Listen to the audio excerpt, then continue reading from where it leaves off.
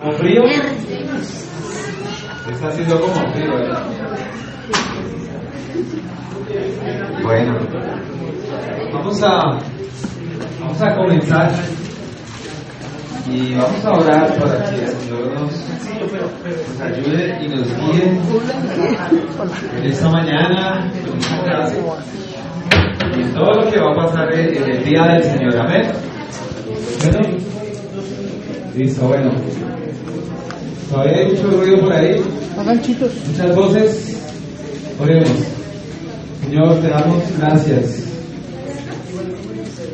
Amado Dios, venimos delante de ti en esta mañana, en el día que tú, Señor, estableciste para que te adoremos. Y queremos como iglesia exaltar tu santísimo nombre, agradecerte por la oportunidad de estar aquí, por la oportunidad, Señor, de compartir con nuestros hermanos. Agradecemos, Señor, por la predicación, agradecemos por la enseñanza, agradecemos por tu palabra, Señor, que está, Señor, presente en todo lo que hacemos. Sigue, por favor, guiando nuestras vidas, sigue guiando, por favor, tu iglesia, Señor, por medio de ella. Necesitamos de ti, necesitamos de tu palabra, necesitamos, Señor, en todo lo que hacemos, ser guiados. No queremos, Señor, hacer nada de lo que somos, Señor, lejos del consejo de tu palabra. Ayúdanos a ser fieles a Él. Guía nuestro pensamiento en esta mañana, Señor, y que tu iglesia sea bendecida por medio de lo que vamos a estudiar en esta hora. En el nombre de tu Hijo Jesús. Amén. Bueno, muy bien. ¿Cómo van? ¿Cómo les ha parecido hasta este momento el tema? Interesante, aburridor, ladrilludo. ¿Qué opiniones tienen? Dice Mónica, espectacular. Excelente. Me gusta esa palabra. ¿Has aprendido mucho?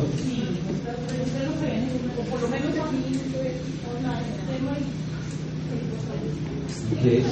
¿Alguna duda de lo que hemos visto hasta este momento? ¿Algún comentario? ¿Todo súper claro? Ok. Bueno, entonces, como todo está claro, ¿quién me gustaría contarme de qué hemos hablado? Hacer un resumen corto, en pocas palabras. ¿No? ¿Nadie? Del pastorado. Del gobierno de la iglesia. Del gobierno de la iglesia. Todavía no hemos llegado a cómo se escoge el pastor. Pero ya casi. Pero sí, el gobierno de la iglesia. Bueno, y hablábamos como que, ¿será que sí es importante o no es importante mirar que la iglesia necesita un gobierno? Sí. ¿Cierto? Y vimos que había varias clases de gobiernos, ¿no? Específicamente vimos 3. ¿Cuáles son? Episcopal, el presbiteriano, sí, y congregacional. Listo, y que ustedes quieren que esta iglesia sea una iglesia episcopal, ¿verdad? No.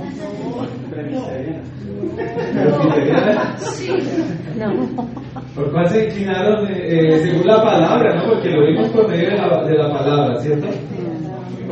La tercera. Ok, congregacional. Ok, entonces vimos que la iglesia es un organismo vivo. Y mis hermanos, creo que a veces se nos olvida que ser parte de la iglesia es un gran privilegio. Ser parte de la iglesia por la que Cristo murió, ¿verdad? Y entregó su sangre, derramó su sangre, es un gran privilegio. Y como eso es un privilegio, y como el Señor está por encima, Él es la cabeza, es importante que nosotros tengamos un orden que ha sido establecido por la Escritura, ¿no? Entonces veíamos que Cristo es el fundador de la iglesia y que Él le dio una estructura y que también le dio una autoridad, ¿verdad? Entonces eso es lo que decíamos. que la iglesia entonces es gobernada por Cristo. Él es nuestra máxima autoridad, pero nos dio una forma o una estructura, y nosotros por la palabra creemos que es congregacional, ¿sí? Y vimos por la palabra que el libro de Hechos habla de eso, que el ejemplo de Mateo 18, vemos que la iglesia tiene como la decisión final en muchos asuntos de la iglesia, pero sobre todo, y lo más importante, en dos. ¿Cuáles dicen ustedes? Hay dos cosas que la iglesia tiene la autoridad. ¿De qué habla Mateo 18? ¿Recuerdan? Cuando dice que cuando dos o tres, ¿para qué? Ajá. ¿De qué está hablando ese capítulo ahí? ¿Ese pedazo? De tomar, ¿pero qué tipo de decisiones en cuanto a qué? A la disciplina. Eso, entonces la iglesia tiene la autoridad en la disciplina. Y otra cosa, también, en la elección de sus líderes. ¿Sí? Eso no se les puede olvidar.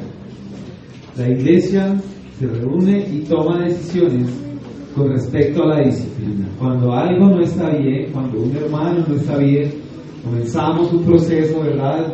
Se llaman testigos, luego se va a la iglesia y en última instancia la iglesia decide si esa persona debe ser expulsada o no.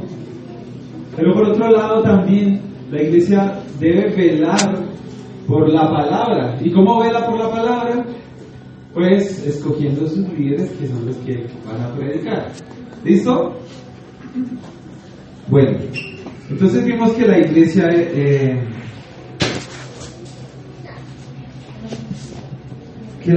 es importante el gobierno, ¿no? Y que hay varios tipos de gobierno, y creo que ya todos llegamos a la conclusión de que nuestro tipo de gobierno, según la palabra, es congregacional, ¿verdad?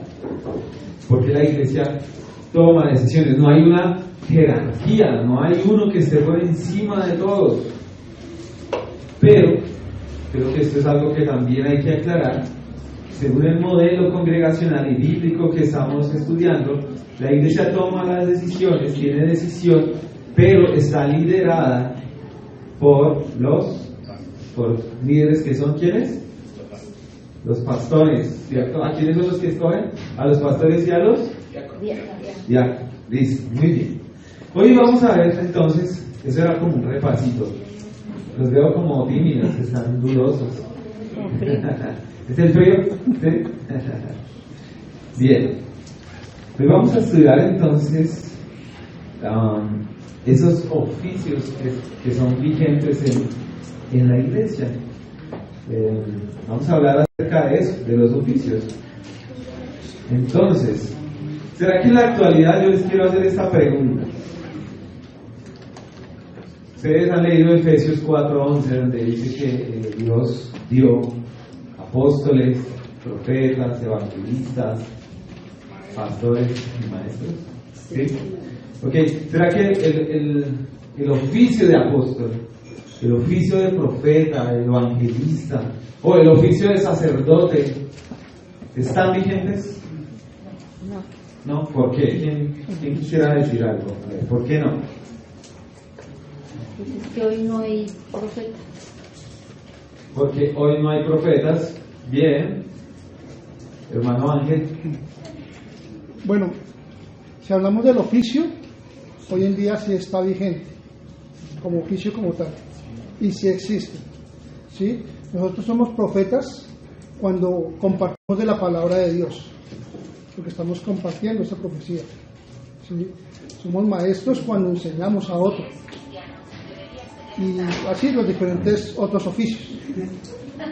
Entonces, que se ha tergiversado y se ve de otra manera y se ha ejecutado de otra forma, es cierto, y eso hace que de pronto digamos hoy en día no están vigentes, pero esos oficios sí están vigentes en el día de hoy. Okay. Y hay que ver dentro del contexto también del Nuevo Testamento, ¿no? Ok, sí. Hablando como tal de oficio, ya vamos a ver si sí o si no, porque lo que nosotros respondamos hoy acá va a determinar en gran medida nosotros cómo la iglesia se debe organizar. Aquí estamos hablando de organizar la iglesia, ¿verdad? Hermana Mónica. El llamado como tal lo hace Dios y fue en el Antiguo Testamento para los profetas, en el Nuevo para 12 discípulos. Y ese llamado lo hace Dios, ya no lo hace el hombre, y como tal, fueron 12 y fueron en el Antiguo Testamento, como digo, profetas. Hoy en día ese llamado ya no lo hace el Señor, ¿no? Sí, pero que tu razón es porque hoy ya Dios no hace ese llamado. Bien. Pero como tal la tarea de hacer discípulos y es de toda la iglesia. Sí. Okay, vamos a hablar de apóstol, profeta, evangelista y sacerdote. ¿Listo? Ya vamos a mirar entonces cada uno rápidamente. Y les decía que si nosotros creemos que si todavía deberían haber apóstoles, eso va a determinar la forma de gobierno de nuestra iglesia. Nosotros estamos en un punto crucial. Lo que se diga aquí y la forma como lo determinemos va a ser crucial para la organización de nuestra iglesia local. Entonces, el tipo de gobierno que nosotros vemos hace 8 días acerca del congregacionalismo y todo esto nos debe dar esa idea si aplica o no aplica estos oficios. Ya de alguna manera todos lo tenemos claro. Entonces vamos a pasar rápidamente por cada uno. Entonces vamos a responder esa pregunta. Si aplica o no aplica el oficio de apóstol. Entonces necesitamos examinar cada uno, pero lo vamos a hacer rápidamente. Apóstol. Ya ustedes dijeron, bueno, para hoy no hay apóstoles. Pero es que es bueno de alguna manera saber por qué. Bueno, unos dicen, no, es que el oficio está o no está. Otros dicen, bueno, la tarea del apóstol es que apóstol significa esto. Y bueno, vamos a ver. Como les decimos, nosotros estamos basándonos en un libro de un autor que se llama Benjamin Merkel, que es muy bueno. Si alguno de ustedes lo quisiera comprar, se llama 40 preguntas acerca de ancianos y diáconos, y es muy bueno, y de ahí nos estamos basando nosotros. Entonces, cuando nosotros pensamos en los apóstoles, nuestra mente se dirige normalmente a los 12 discípulos de Jesús, ¿verdad? A los 12. En el Nuevo Testamento el uso que se le da a la palabra apóstol, eso viene de un griego que quiere decir enviado, ¿verdad? Enviado. Y tiene 2 usos esa palabra, y es interesante, eso es muy interesante. A mí me parece interesante, espero que ustedes también. Tiene 2 usos, y hay, digámoslo así, hay 2 formas de usarlo, una forma técnica y una forma no técnica. Ya vamos a ver eso. La forma técnica, en el uso técnico se refiere específicamente a aquellos que fueron elegidos por Jesús y comisionados por Él. ¿Sí? La forma técnica, o sea, cuando yo digo apóstol, en la forma técnica son esos que Jesús eligió y comisionó. ¿Listo? ¿Fácil? Y en la forma no técnica, entonces se refiere a aquel que es enviado. ¿Sí? Se refiere en general a un mensajero, a alguien enviado. Y les voy a dar un ejemplo por la palabra. Busquen ustedes Filipenses capítulo 2, verso 25. Filipenses 2, 25. Alguien que lo lea con voz de enviado. Dale.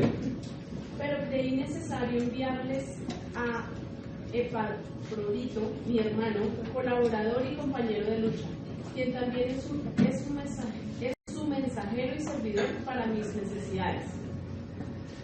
Ok, Epafrodito es un enviado, un mensajero, y fue enviado para que asistiera a Pablo en sus necesidades, es lo que está diciendo ahí.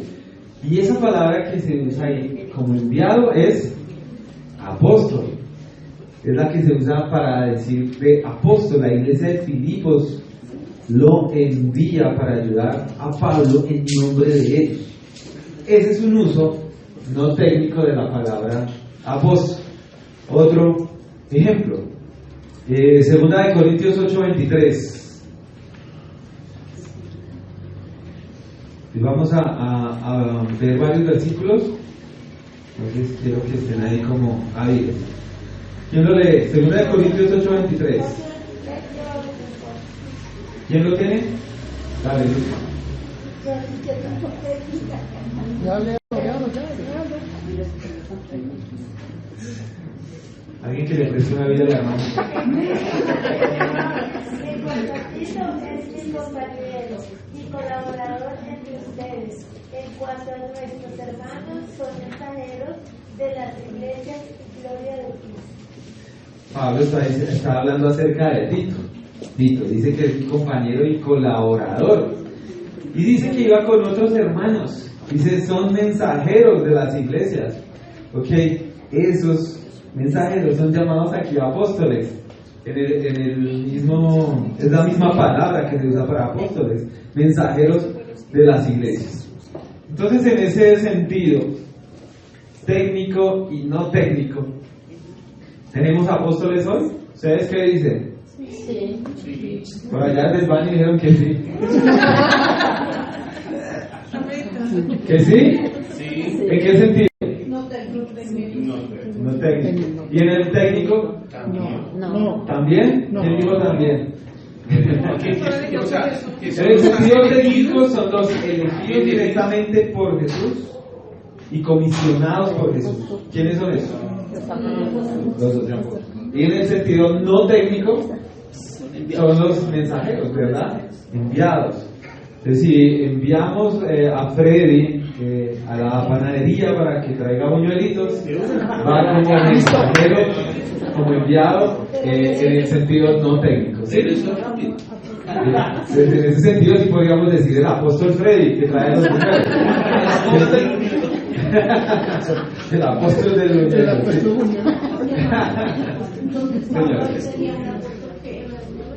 Ay, esa es buena pregunta. Ya la vamos a responder. Vamos para allá. Entonces, en el sentido no técnico, es decir, como mensajero o enviado, nosotros podemos decir que puede ser que el oficio de apóstol siga vigente. ¿Sí? Y en el sentido técnico, como elegido, comisionado directo por Jesús, pues ya no, ¿verdad? Porque Pablo, precisamente, fue escogido por Jesús y comisionado por Jesús directamente cuando se le apareció en el camino a Damasco. ¿Sí? ¿Lo recuerdan? Sí. Bueno. Requisitos, entonces, en el sentido técnico, vamos a avanzar rápido en esto. Según el Nuevo Testamento, entonces, habían requisitos específicos, necesarios, para que alguien fuese considerado como apóstol, en el sentido técnico. Vamos a verlo rápido. Primero, que fuera testigo de la resurrección de Jesús. Hechos 1:21. Y otra persona que busque Hechos 1, del 1 al 3. Y otra persona que busque Hechos 4:33. ¿Listo? ¿Quién tiene Hechos 1:21? Allí. Por tanto, es necesario que de los hombres que nos han acompañado todo el tiempo que el Señor Jesús vivió entre nosotros, comenzando desde el bautismo de Juan hasta el día en que de nosotros Jesús fue recibido arriba al cielo, uno se ha constituido testigo con nosotros de su resurrección. Presentaron a dos, a José llamado Barsabás, al que también llamaban Justo, y a Matías. Ok, ahí se reúnen los discípulos, ¿verdad? Ellos deciden, bueno, necesitamos completar el número de los 12, vamos a escoger a alguien, ¿listo? Pero, ¿cuál era ese requisito? Dice, es necesario que de los hombres que nos han acompañado todo el tiempo, que el Señor Jesús vivió, o sea, que fuera testigo de su vida, pero al final dice, uno que sea constituido testigo con nosotros de su resurrección. ¿Listo? Testigo de su resurrección. Hoy, ¿Hay testigos de la resurrección de Cristo? ¿Que lo hayan visto después de resucitado físicamente? Bueno, tendría que ser un hombre muy longevo o una mujer muy antigua. Entonces no, ¿cierto? Bueno. ¿Quién tiene Hechos 1 del 1 al 3?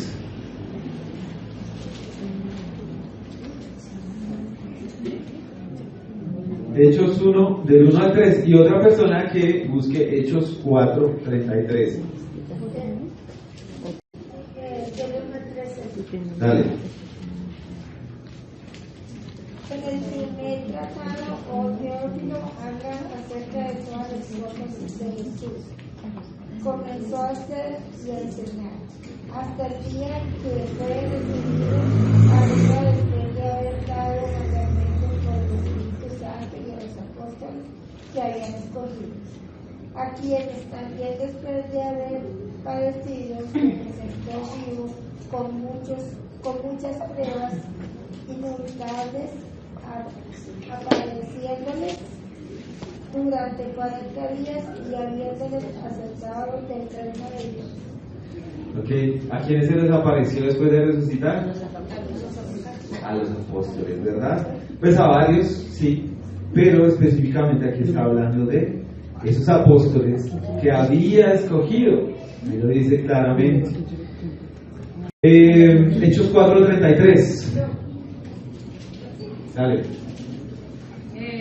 No había pues ningún con gran poder los apóstoles daban testimonio de la resurrección del Señor Jesús, y había abundantemente gracia sobre todos ellos. ¿Que daban testimonio de qué? De la resurrección de Jesús. ¿Quiénes? Los apóstoles. Okay. Ellos son, en el sentido técnico, las personas que realmente deberían ser llamadas apóstoles. Hoy, por tanto, entonces no hay apóstoles en este sentido. La pregunta de Mónica. Bueno, ¿y qué de Pablo? 1 Corintios 9. Y otro que busque 1 Corintios 15, 7 al 9. 1 Corintios 9, 1. Dale. No soy libre, no soy apóstol, no he visto a Jesús nuestro Señor, no son ustedes mi obra en el Señor. Si te das cuenta, si se dan cuenta que ahí Pablo está como recordando en su carta los requisitos. Sí. Bueno, no soy libre, no soy apóstol, no he visto a Jesús nuestro Señor, y no son ustedes mi obra.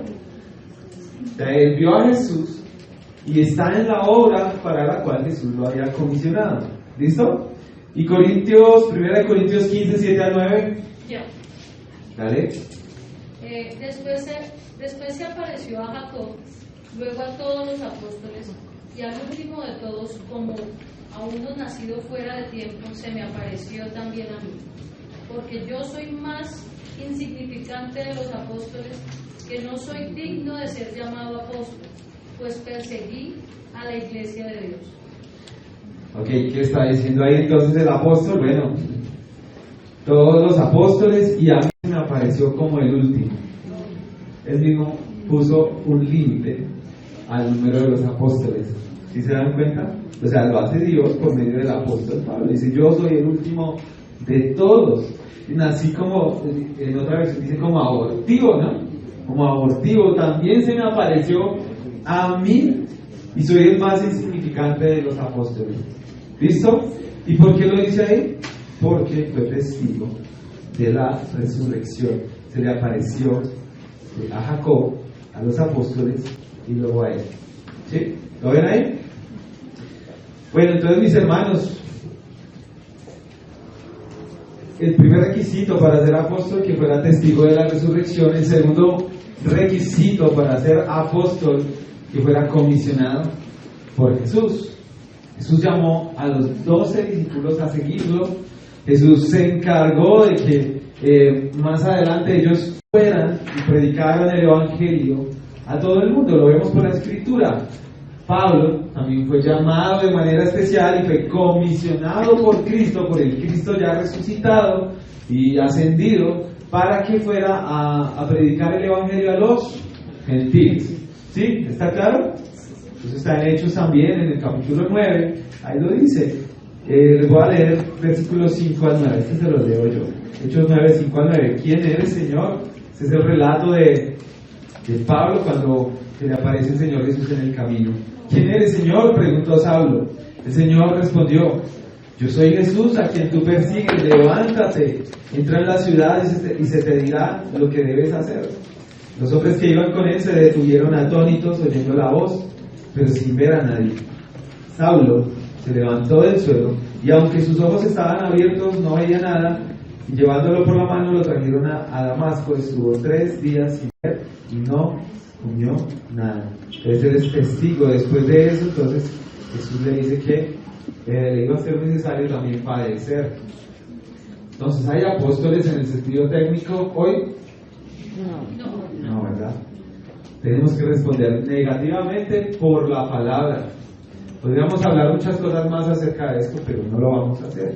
No hay personas que hoy hayan sido testigos de la resurrección de Jesús y que hayan sido comisionados directamente por Jesús para una labor apostólica.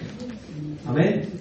Hasta ahí, preguntas, dudas, comentarios, aportes. Pablo fue el último de todos, él lo dice, ¿no? Como un nacido fuera de tiempos, como un abortivo, dice. Entonces, mis hermanos, para que tengamos claro, en el principio del oficio de apóstol fue un oficio fundacional, ¿sí? Cuando leemos en Efesios 4:11 que dice que él dio a unos ser apóstoles, está hablando de un oficio fundacional, es decir, de fundación de la iglesia, destinado para la primera iglesia, no para la iglesia de hoy. Para hoy no tenemos, por ejemplo, una indicación en la Escritura de que el oficio como que se iba a restaurar en el siglo XX. La Biblia no dice eso, ¿no? Porque fue más o menos a partir del siglo XX, hace poquito, que empezaron a surgir como toda esa era apostólica y esa era toda rara de gente que se autonombraba como los enviados de Dios, apóstoles, porque de pronto fundaron alguna iglesia o porque empezaron a tener algún reconocimiento. Pero eso no lo dice la palabra, que en el siglo XX se iba a restaurar ese oficio. ¿Amén? ¿Listo? ¿Existe el oficio de profeta? ¿Seguros? De profetas. Pero mis hermanos, en el Antiguo Testamento tenemos a los profetas que eran enviados como mensajeros de Dios, como enviados de Dios, y algunas veces hablaban de lo que iba a suceder en el futuro, ¿cierto? Eso es como lo que más a todo el mundo le llama la atención del oficio del profeta, ¿no? Que el profeta anunciaba el futuro. Pero la mayoría, mis hermanos, la mayoría de veces lo que hacía el profeta era un continuo llamado al arrepentimiento del pueblo, ¿verdad? Que se arrepintieran, que volvieran a Dios de todo corazón. Entonces, durante ese periodo en el Antiguo Testamento y el Nuevo, que se llamó como ese tiempo de silencio, ese tiempo intertestamentario que duró más o menos 400 años, hubo un silencio de Dios, no hubo profetas que hablaran ese mensaje de Dios. Y cuando Cristo Jesús viene, cuando viene Juan el Bautista, se rompe ese silencio. ¿Y qué hace Juan el Bautista? ¿Cuál es la labor de Juan el Bautista? ¿Lo recuerdan? Preparar el camino. ¿Y cómo lo estaba haciendo? ¿Cómo? Llamando al arrepentimiento. ¿Y qué más hizo? Bautizar, ¿verdad? Listo. Entonces vemos como que ese oficio del profeta de alguna manera se restaura con Juan el Bautista. Pero ahora en el Nuevo Testamento, en la vida de la iglesia primitiva, sí se mencionan algunos profetas, pero mis hermanos, es como raro, son pocas veces. Y en el libro donde más vemos ese oficio de profeta es en Hechos, más o menos 6 veces que mencionan que habían algunos profetas. De hecho hay un profeta que se llamaba Agabo, que profetizó lo que le iba a suceder a Pablo cuando fuera a Jerusalén en su viaje, ¿sí? Él le dice como que no vaya, porque va a resultar encadenado, va a resultar preso. Y sí, resultó preso, pero Pablo sabía lo que iba a pasar y aún así fue. Esa es parte de la historia de la iglesia primitiva. Pero mis hermanos, a medida que iba avanzando la iglesia, ese oficio de profeta ya no fue necesario en la iglesia. Dios dio profetas a la iglesia. Eso es claro y no podemos decir que no. La palabra dice en la iglesia, esto está en 1 Corintios 12:28, Dios ha designado primeramente apóstoles, en segundo lugar profetas, en tercer lugar maestros, y luego dice milagros, después dones de sanidad, ayudas, administraciones, diversas clases de lengua. Pero estamos hablando de la iglesia primitiva. Efesios 4:11 dice, dio a algunos el ser apóstoles, a otros profetas, a otros evangelistas, a otros pastores y maestros. Entonces, una cosa es afirmar que en la iglesia primitiva había profetas y otra cosa es afirmar que el oficio del profeta siga funcionando hoy, ¿sí? Antes de que el Nuevo Testamento se completara, esa función era esencial para la vida de la iglesia primitiva. Después de que el Nuevo Testamento fue escrito, disminuyó la necesidad de que Dios se revelara de manera inmediata. Ustedes lo pueden notar en la simple lógica y secuencia de cómo está escrito el Nuevo Testamento. Si ustedes leen Hechos, que habla y relata todo lo de la iglesia primitiva, pues van a ver que de alguna manera el oficio del profeta sí era vigente, funcionaba. Pero a medida ya que la iglesia fue avanzando, ya no se nombran más.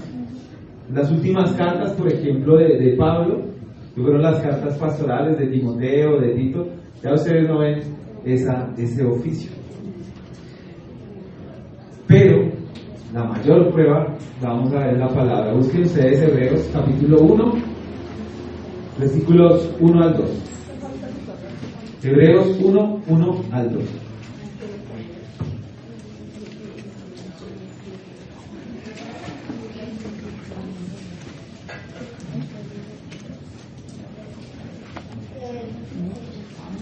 Dos manos. Dios había guardado nosotros en otro tiempo los padres por los profetas. En estos postreros días nos ha hablado por el Hijo a quien constituyó heredero de todo y por quien asimismo hizo el universo. ¿Qué está diciendo ahí? En estos últimos días, ¿por medio de quién ha hablado? Y que dice que había hablado hace mucho tiempo y en muchas ocasiones, de muchas maneras, a los padres por los profetas. Pero en estos últimos días nos ha hablado por medio del Hijo. Mis hermanos, ¿de qué habla la palabra de Dios? ¿Cuál es el tema central de la Biblia, de toda la Biblia? Cristo, ¿verdad? Así que al venir Cristo cesa ese oficio de profeta. La iglesia fue edificada sobre el fundamento de los apóstoles y profetas, dice Efesios 2:20. Están edificados sobre el fundamento de los apóstoles y profetas, siendo Cristo Jesús mismo la piedra angular. Entonces Pablo solo menciona el oficio de profetas en sus primeros escritos, como en Corintios y Efesios, pero ya después no lo vuelven a mencionar, y eso indica que posiblemente ese oficio ya estaba desapareciendo para los últimos días de Pablo. ¿Listo? Hay mucho más que se puede decir, pero vamos a avanzar. ¿Dudas? ¿Preguntas? ¿Hay oficio de evangelista? ¿Sí? ¿Por qué dudan? ¿Están seguros? Sí. Bueno, vamos a ver. Bueno, el término evangelista en la palabra, en el Nuevo Testamento, solo aparece 3 veces. Y significa, pues, alguien que anuncia las buenas noticias, ¿no? La primera referencia que aparece de la palabra evangelista es sobre Felipe. En el libro de Hechos dice que Felipe el evangelista. ¿Sí? La segunda está en Efesios 4:11, donde dice que él dio ser algunos apóstoles, otros profetas y otros evangelistas, ¿cierto? Y la tercera está en segunda de Timoteo 4:5, donde Pablo anima a Timoteo a hacer la obra de evangelista. ¿Sí? Entonces, la tarea principal de los evangelistas en la iglesia primitiva era dar a conocer el evangelio a los demás. El oficio de evangelista no es como el de apóstol y profeta, que es un oficio fundacional, ¿sí? No tiene que ver como con el mensaje de revelación especial de Dios.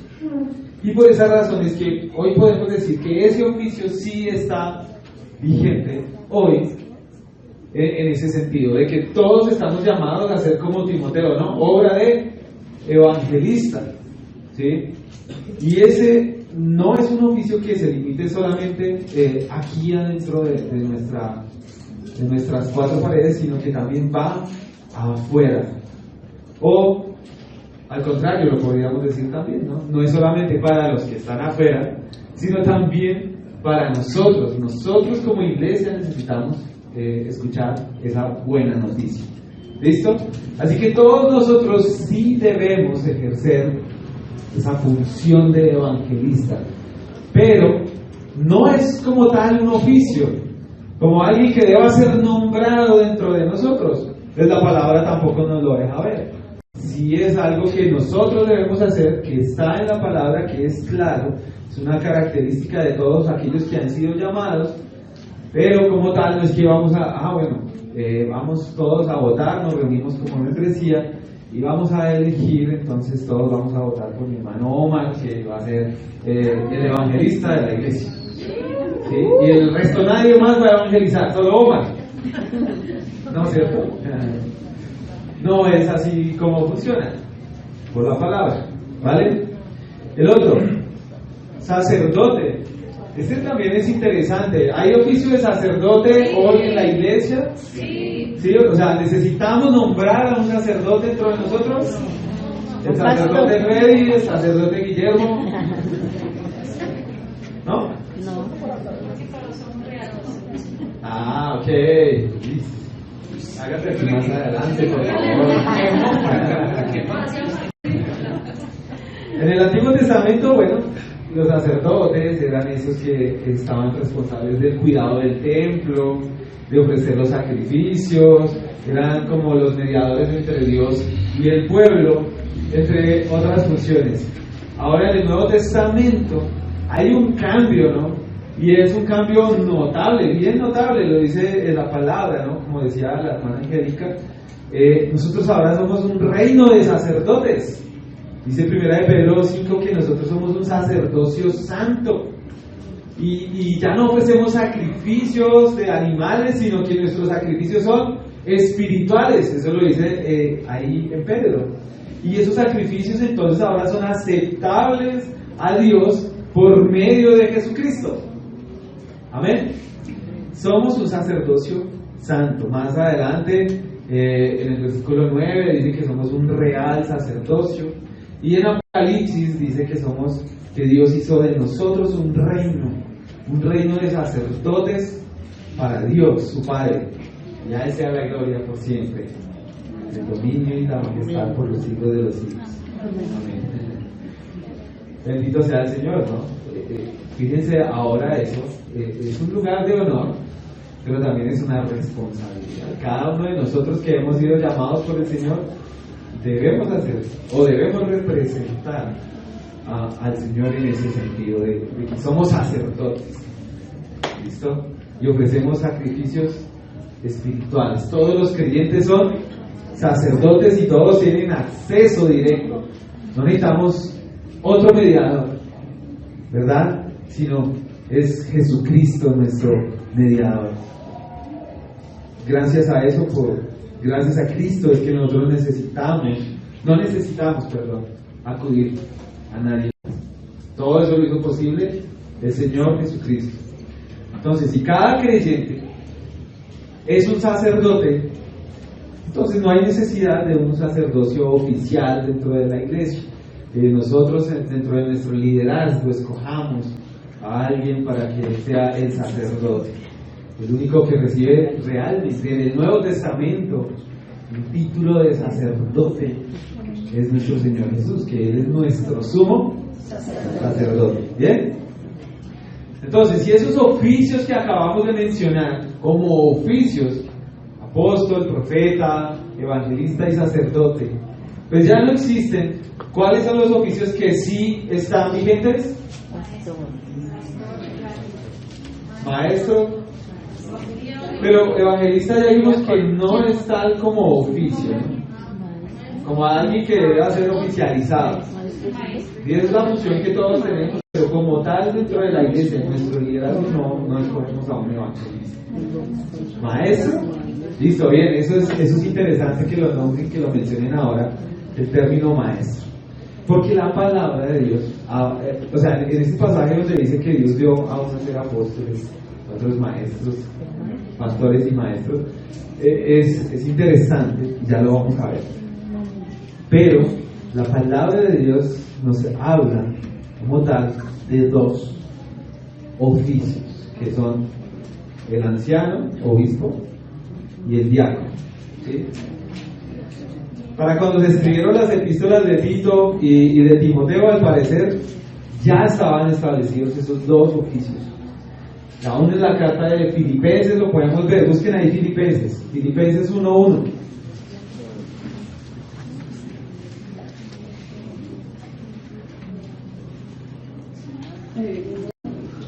¿Qué dice?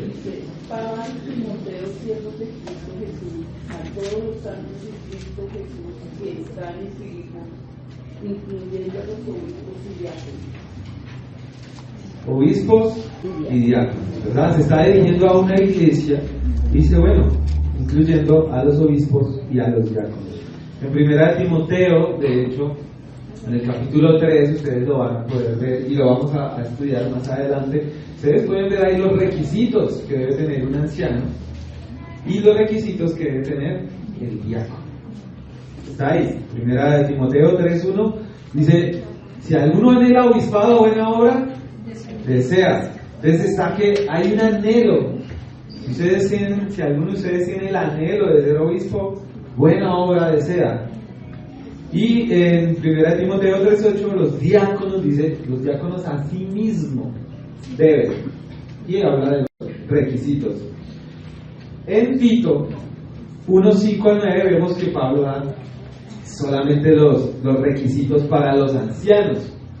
Y es interesante porque la omisión ahí de pronto de los diáconos, es posible que se debe a que la iglesia en Creta, a donde estaba Tito, todavía no estuviera tan desarrollada como la iglesia de Éfeso, donde estaba Timoteo, ¿sí? Entonces ustedes, no sé si lo han notado, pero nosotros estamos enfocados en este tiempo a que ustedes evalúen, examinen y todo el tema del anciano, del pastor, pero casi no hablamos del diácono. Eso es una razón, y es porque aún de pronto la necesidad de diácono no está, como que no la vemos tan, bueno, no es tan necesario realmente en este momento. Y estamos enfocados primero en la prioridad que es el pastor, ¿vale? Obviamente más adelante, cuando la iglesia esté más organizada, se va a ver esa necesidad. Vamos avanzando según las necesidades de la iglesia. Llegó un punto en Hechos 6, cuando los apóstoles dicen, no es justo que nosotros estemos sirviendo a las mesas. Entre ustedes escojan a hombres de buen testimonio y todo esto, para que ellos finalmente fueran los diáconos. En su momento, ellos lo hicieron. Señora. En base a ese pasaje, el diaconado es para hombres, pues para mujeres también. Qué buena pregunta.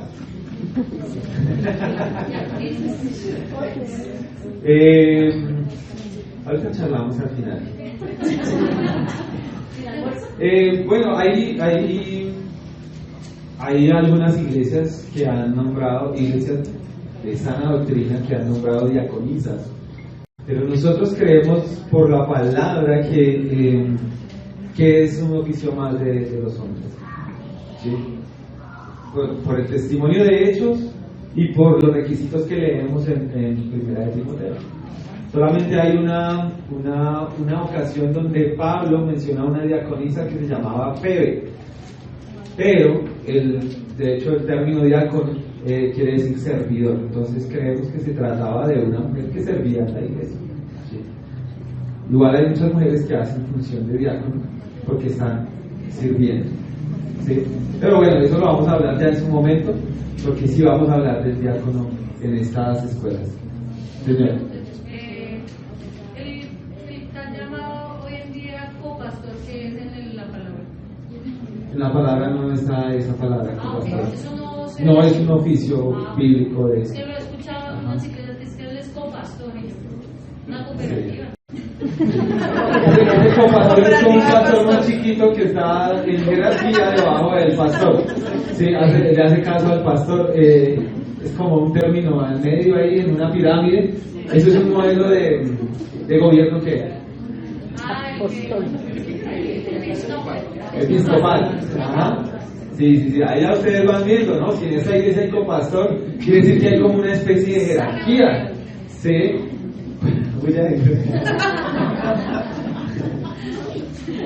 Listo. Avancemos rápidamente. Bueno, hablemos del término obispo. Entonces, el término obispo, que es un término que está en la palabra, quiere decir. Bueno, no vamos a hablar de lo que quiere decir. El término obispo y el término anciano son los que están allí en la palabra. Es como esos dos títulos que vemos, ¿listo? Y esos términos, por la misma palabra, son términos intercambiables. O sea, anciano y obispo finalmente es lo mismo. ¿Listo? Lo vamos a ver por la palabra. Hechos 20:17.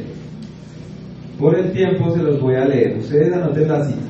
Hechos 20:17 dice: desde Mileto mandó mensaje a Éfeso y llamó a los ancianos de la iglesia. ¿Listo? Ahí está Pablo en la despedida de Éfeso. Se va de Éfeso. Entonces manda a llamar a los ancianos, ahí en Hechos 20:17. Ahora, más adelante, cuando está hablando con ellos, Hechos 20:28 les dice: tengan cuidado de sí mismos, a esos ancianos que reunió. Tengan cuidado de sí mismos y de toda la congregación, en medio de la cual el Espíritu Santo les ha hecho obispos para pastorear la iglesia de Dios, la cual Él compró con su propia sangre. Entonces Pablo se está refiriendo al mismo grupo de personas, a las mismas, ancianos y obispos. En una parte les dice ancianos y en otra parte les dice obispos. Otro ejemplo de eso está en Tito 1:5. Tito 1:5 dice: por esta causa te dejé en Creta, ahí está diciendo a Tito, para que pusieras en orden lo que queda y designaras ancianos en cada ciudad, como te mencioné, designaras ancianos. Y más adelante en el versículo 6, o sea, el que sigue, dice: lo designarás. Si el anciano es irreprensible, marido de una sola mujer, que tenga hijos creyentes, no acusados de disolución ni de rebeldía, ¿sí? Luego dice: porque el obispo debe ser irreprensible como administrador de Dios, no obstinado, no iracundo, no dado a la bebida, no pendenciero, no amante de ganancias deshonestas. Entonces, en los requisitos que Pablo le está diciendo a Tito de los ancianos, él menciona ancianos y obispos como algo intercambiable, ¿vale? Entonces, ancianos y obispos es lo mismo. Tomo agua. ¿Preguntas hasta ahí? Listo. La función de ancianos entonces es lo mismo. Y era la función que ellos tenían era de gobernar, pero también tenían la función de enseñar y de predicar. Ellos estaban, o la función del obispo y del anciano es una función de cuidado espiritual. ¿Sí? Ahora, hablando de los diáconos, ¿cuál sería la función entonces de los diáconos? Tiene que ver como con esos ministerios donde se encargan de las necesidades no espirituales sino físicas. Entonces ya ahí ustedes pueden decir, bueno, ¿cuál es la diferencia entre el anciano y el diácono? Bueno, el anciano está encargado de esas necesidades espirituales de la iglesia, ¿verdad? Y el diácono está encargado de las necesidades físicas de la iglesia, ¿sí? Entonces, si hay personas en necesidad, si hay que conformar un ministerio de misericordia, de beneficiar a las viudas, ¿sí? De servir a las mesas. Y eso entonces permitió que, si lo recuerdan en Hechos 6, que los apóstoles, los ancianos, se pudiesen dedicar a la oración y a la palabra. ¿Lo recuerdan? Ahora entonces hablemos de pastor. ¿Existe el oficio de pastor? Sí. ¿Sí? ¿Están seguros? Sí. Me gusta ese ánimo. Bien, bien.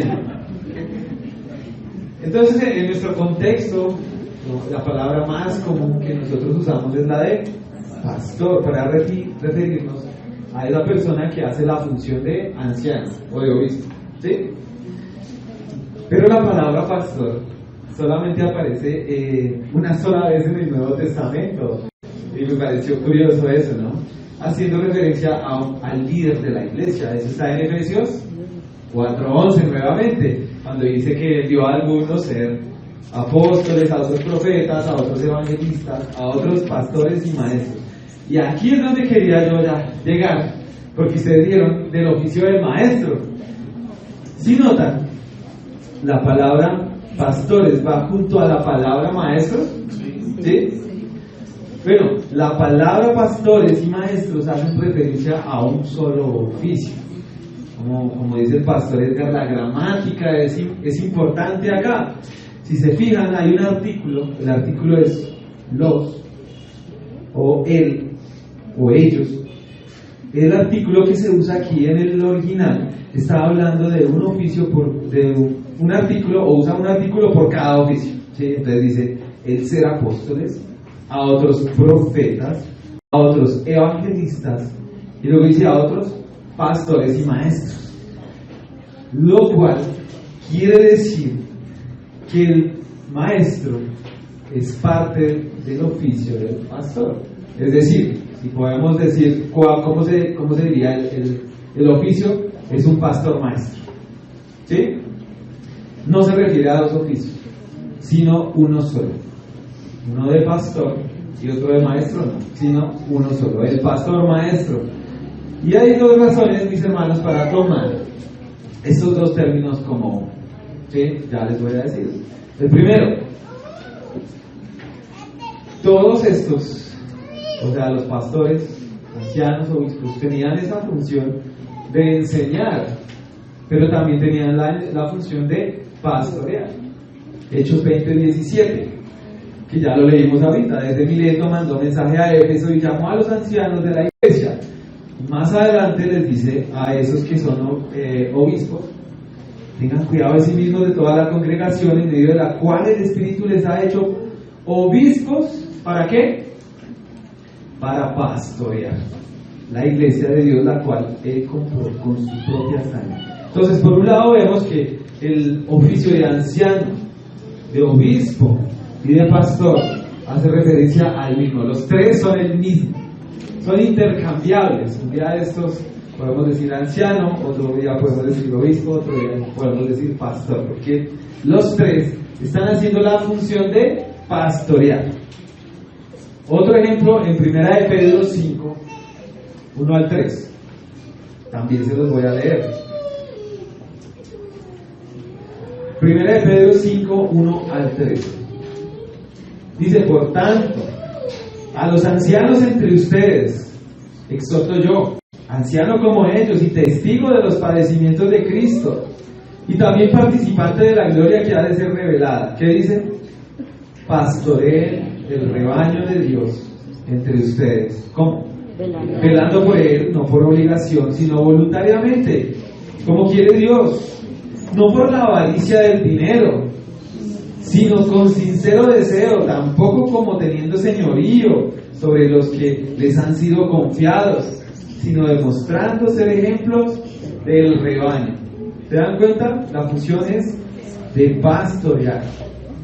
Entonces, a los pastores se les ha encomendado la tarea de enseñar. ¿Por qué?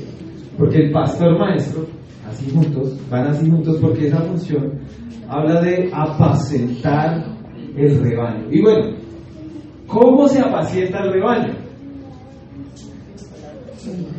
Con la palabra. ¿Cierto? Mediante la palabra de Dios, no lo duden. Uno de los requisitos de 1 de Timoteo 3 del anciano es que debe ser apto para enseñar. ¿Sí? Y la segunda razón, ¿dudas ahí? ¿Tienen dudas?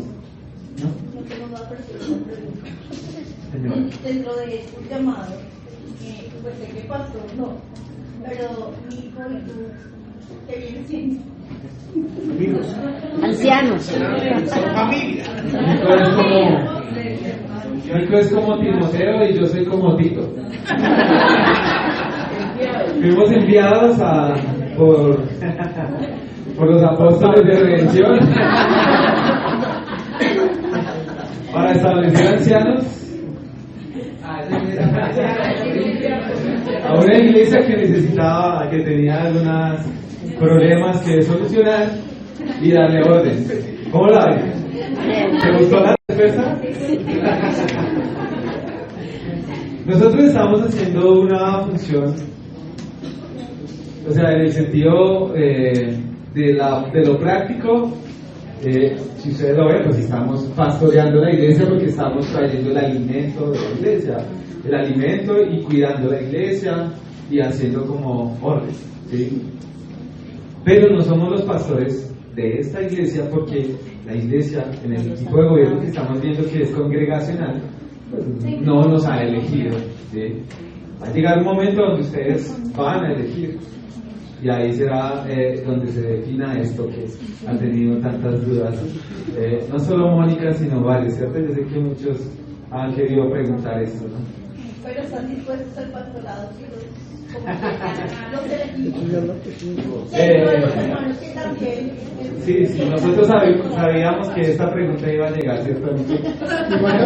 Igual ya se había hecho. Sí. Pero mis hermanos, ya que estamos aquí en confianza, sí, la verdad es que sí, o sea, primero pues hay un llamado interno, ya te doy la palabra, y creo que en este tiempo que hemos estado con ustedes, ese llamado ha sido confirmado, que es un llamado de parte del Señor. Nosotros creemos que el Señor nos ha llamado a la función de pastor y creemos que, creemos, no lo sabemos, que el Señor nos ha dado un gran amor por ustedes y sentimos el amor de ustedes hacia nosotros, aunque eso no es lo que hace al pastor, ¿no? Y segundo, pues cuando llegue el momento la iglesia va a confirmar ese mismo llamado. Hay un llamado interno y otro llamado externo. No es el tema, pero por ahora les decimos si ustedes quieren, sí. ¿Listo? Depende más de ustedes que de nosotros realmente. ¿Qué pregunta? Bueno, va Angélica y luego Carmencita. Dentro, pues sabemos que hay unos requisitos en la palabra, pero pues también hay una necesidad de que esta persona que tenga ese llamado del Señor se capacite. Ya dentro del tema de la línea de las iglesias bautistas como tal, se solicita como tal algún tipo de formación específica para poder ejercer el llamado del pastorado. El pastor debe estar preocupado por su formación de la palabra y crecer en la palabra, sí. Como tal que sea un requisito bíblico, no lo vemos por la escritura, pero cuando lleguemos a ese momento los requisitos pues van a tener un poco más de claridad sobre eso. Porque al mirar por la palabra, ¿qué es lo que dice la palabra que ustedes deben ver en esas personas que van a elegir? Pues va a ser interesante porque finalmente hay algo más que la formación académica, algo más que la oratoria, que el carisma de la persona, y es el carácter. ¿Sí? Si ustedes se dan cuenta, los requisitos de 1 Timoteo y de Tito hablan de carácter, un carácter piadoso del Señor. Dentro de los seminarios de teología uno ve justamente que hay seminarios centrados en estas edades. Sí, claro. No como tal un requisito, pero sí el pastor debe prepararse, porque si va a alimentar como lo estamos viendo al rebaño con la palabra de Dios, pues debe tener clara y estudiar y prepararse en la palabra del Señor. Eso sí debe ser. Sí. Carmencita. Y pueden ser elegidos los dos, porque yo creo que a uno solo le tiene que estar. La responsabilidad. Como pastor. Sí, mis hermanos, también lo vamos a ver. Van a profundizar todas esas preguntas que ustedes tienen. Y es chévere que se lo estén preguntando. Lo vamos a ver en algún momento, pero el modelo de gobierno que nosotros creamos por la palabra es congregacional, pero creemos que es liderado por ancianos. La palabra de Dios habla de ancianos, siempre que habla de ancianos lo habla en plural. ¿Sí? Nosotros creemos que el modelo de gobierno es la pluralidad de ancianos, entonces mínimo deberían ser dos. ¿Sí? Eso por muchas razones que les vamos a dar también más adelante.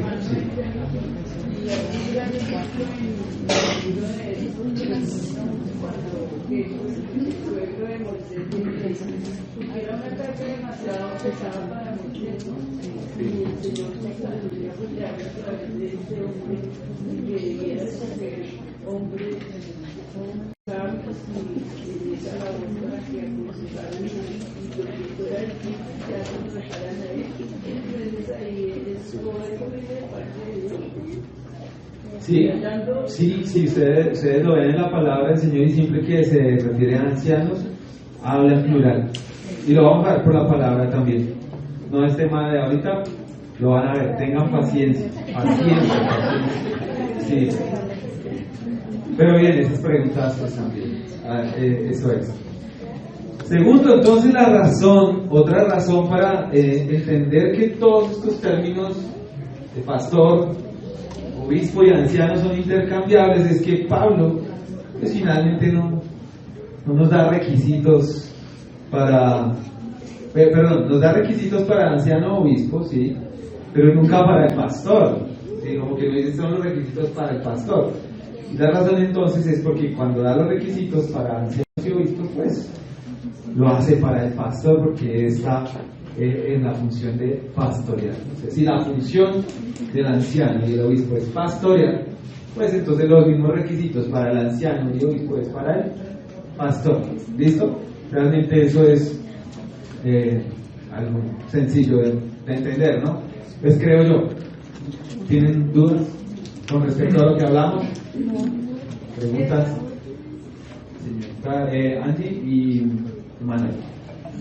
Pero entonces, digamos, como tal el anciano, no es que sea elegido, sino que se va dando, o si es elegido un anciano. Sí, anciano, obispo o pastor, como lo quieras llamar, es escogido por la congregación. ¿Sí? Ya eso en su momento vamos a ver cómo se elige un anciano y vamos a ver qué requisitos debe tener, cuál sería, por ejemplo, el umbral, si todos van a votar, por ejemplo, entonces, bueno, cuál es el umbral, si el 100% de los votos, o debe tener el 90%, el 80%, ya les vamos a decir nosotros también por la experiencia que hemos tenido qué es lo mejor y cómo podríamos hacer eso. Pero sí, vamos a hablar de todo eso. Eso es lo interesante de estas escuelas y me alegra que vaya un buen grupo de hermanos acá. Emanuel. La función de líderes,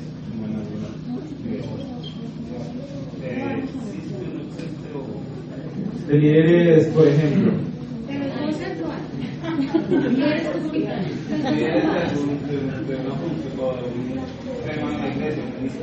Por ejemplo, el líder de alabanza. Sí, ok. Como tal no es bíblico, pero sí vemos que son, digamos que son ministerios que se hace necesario. Una persona que esté encargada de misericordia, una persona que esté encargada de los que sirven en la puerta, de los que sirven en un lado, en otro. Sí, o sea, sí es demasiado útil que alguien esté al frente. ¿Sí? ¿Y eso podrían enseñar o no?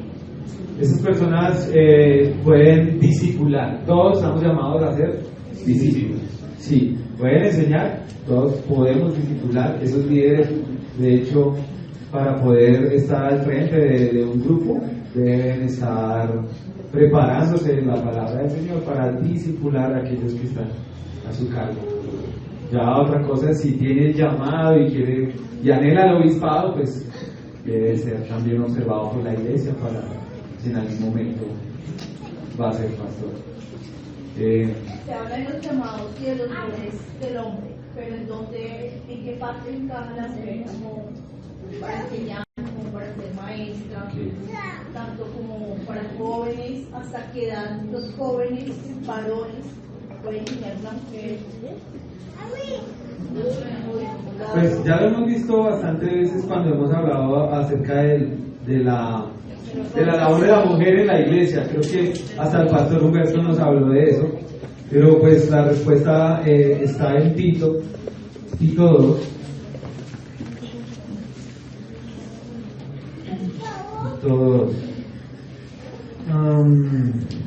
Mira, por ejemplo, Tito 2 les voy a leer desde el versículo 1. Dice: en cuanto a ti, está hablando a Tito, enseña lo que está de acuerdo con la sana doctrina. Los ancianos, empieza a dar requisitos. Los ancianos deben ser sobrios, dignos, prudentes, sanos en la fe, en amor, en la perseverancia.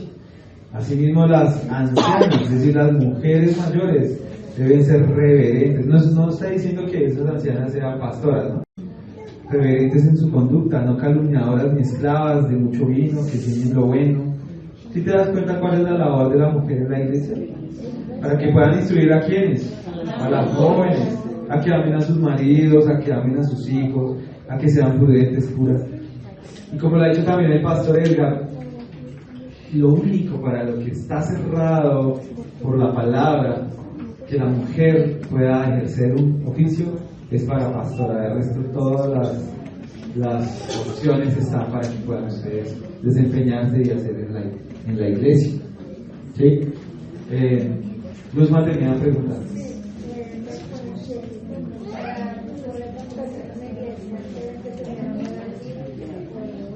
Para pastorear una iglesia, si debe haber una edad límite. O sea, debe tener como una edad mínima para poder ser pastor. No lo dice tampoco la escritura. Al mirar los requisitos, pues vemos que, como les decía, es más de carácter, ¿sí? Porque hay jóvenes que son muy maduros también, ¿no? Hay jóvenes que son irreprensibles en su conducta. Pero pues hay adultos ya mayores que son como niños tomando decisiones y los veo tomando unas decisiones pues, que no son muy coherentes, ¿no? Entonces, como tal, la edad no es un requisito, no lo dice la palabra. Pero es que no sé dónde está, hay un pasaje que dice que pues, no permita que el recién convertido Que no sean neófitos, ¿sí? Y hay niños, por ejemplo, en Perú había un niño muy famoso que predicaba y bueno, tenía una oratoria y tenía todo el desarrollo como pentecostal. Y ese niño al final, pues, yo no sé si hoy es creyente incluso, entonces creo que a pesar de que no haya una límite para empezar, y es un tema como de carácter, sí, la iglesia sí debe tener cuidado de que se maraville por quien puede dominar bien la palabra y lo ponga ya de pastor al final. Sí, por eso mismo decimos nuevamente que es más de carácter, porque el niño tenía mucha oratoria y todo, pero pues era un niño, sí. Tampoco puede ser un niño, ¿no? Sí. ¿Bien? ¿Listos? Bueno, oremos, mis hermanos, y vamos hasta ahí. Vamos avanzando y cada vez se pone más bueno, ¿cierto? Oremos. Señor, te damos gracias, bendito Dios, por este tiempo, porque nos hablas por tu palabra, porque vemos por ella, Señor, estos temas que en algún momento podrían ser muy técnicos, que podrían ser tediosos, Señor, pero creemos, Señor, que son importantes porque están en tu palabra y porque por el momento que estamos viviendo como iglesia, Señor. Ayúdanos, Señor,